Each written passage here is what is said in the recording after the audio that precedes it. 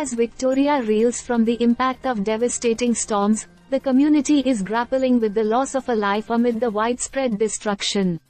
Over the past few days, the state has been battered by ferocious winds and severe weather, leaving tens of thousands of residents without power and emergency services stretched thin. The storms that struck Victoria have been nothing short of catastrophic. Gusts of wind reaching up to 146 km/h have torn through the state, resulting in extensive damage to properties and infrastructure. On Monday morning, a tragic incident underscored the severity of the weather's impact.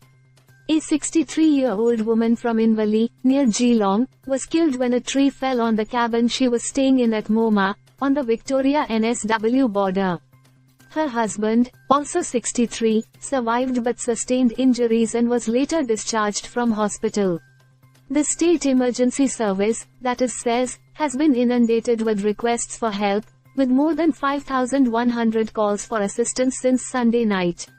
Of these, approximately 3,600 were related to fallen trees, and 1,400 concerned building damage. Despite the tireless efforts of volunteers and emergency crews, there are still 224 active requests for help as of late Tuesday. Frankston in Melbourne's southeast has been hit particularly hard, with over 290 calls to the SES from this area alone. The extensive damage has prompted warnings about delays in assistance. On the nearby Mornington Peninsula, the damage was evident with beach boxes at Mills Beach suffering significant destruction. Across Victoria, around 30,000 properties remain without power. AusNet, the primary energy provider, reported that around 28,000 customers were affected as of Tuesday evening, with some not expected to have their power restored until Wednesday evening. Gippsland, including the Bav Shire, South Gippsland, and the Latrobe Valley, has been among the hardest hit, with over 22,000 people still in the dark.